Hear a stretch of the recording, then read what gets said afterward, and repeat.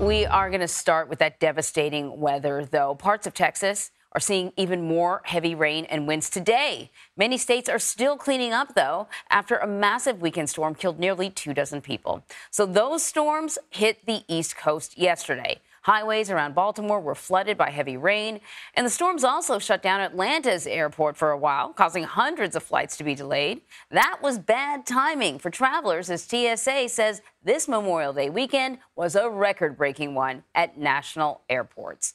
Our Roxana Saberi is at LaGuardia Airport here in New York, which was also hit pretty hard. And of course, LaGuardia, we talked about this before, a hub. When things go badly in LaGuardia, there's always a domino effect, Roxana. There was a domino effect and a lot of stressed out passengers, Anne-Marie, here at LaGuardia yesterday. Nearly 4 out of every 10 flights were delayed, and there were dozens of cancellations. Now, this is one of several airports across the country where many travelers had bumpy returns to reality after the holiday weekend.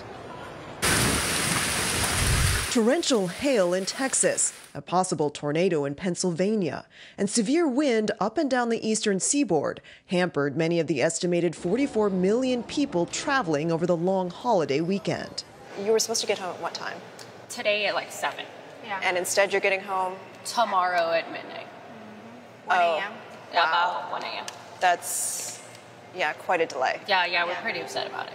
Brianna Hernandez and Candy Roman came to New York to sightsee, but their flight home to Houston was one of nearly 600 canceled nationwide. Was this trip worth it? I mean, it was a great trip. We went New York, we went sightseeing, it was cool, but right now... It doesn't seem that worth it. No, I mean, I would rather be at home with my kids at this point. More than 8,000 flights were delayed Monday, crippling many major airports, including Atlanta, Dallas, Chicago, and the New York area. Henry Bianucci's flight out of LaGuardia Airport was among them. Getting out of the Uber and feeling the wind is, I'm kind of okay with them waiting. You'd rather wait and be safe? Yes. And from runways to highways, more delays for travelers. The Departee family drove from North Carolina to New Jersey Friday to visit relatives. On Monday, they headed home early to avoid bad weather. This morning it showed storms everywhere, but it's looking good now, so we are hoping. We're not done with the turbulent weather. Storms hitting Texas are already making travel rough for passengers heading into or out of Dallas. Anne-Marie? All right, a few questions for you, Roxana. What is the situation like at LaGuardia this morning? Have there been any delays, any cancellations, flights back on track? Well, things have been pretty smooth here at LaGuardia so far today. Passengers seem to be in much better moods than the ones we saw yesterday. There have been some delayed flights, only around 30 at our last check. Compare that to yesterday, it's a lot better. Despite the storm-related delays and cancellations nationwide yesterday, the TSA says nearly 2.8 million passengers went through its checkpoints. That's about 7% higher than last year. Anne-Marie? Well, you know, if you're traveling during this long weekend, chances are things are not going to go exactly as planned. So hopefully people were semi-prepared.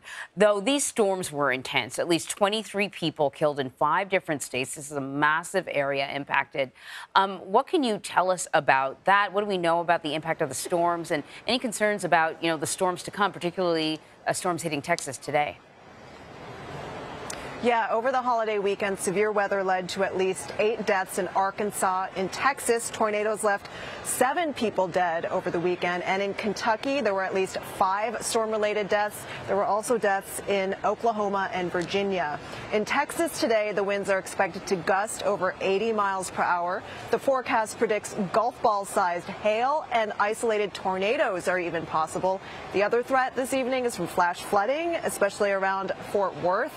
We could see 3 to 4 inches in a matter of hours, but the severe threat is expected to be lower tomorrow. Anne-Marie? Oh, man. Well, hopefully things will simmer down for this part of the country. Roxana, thank you so much.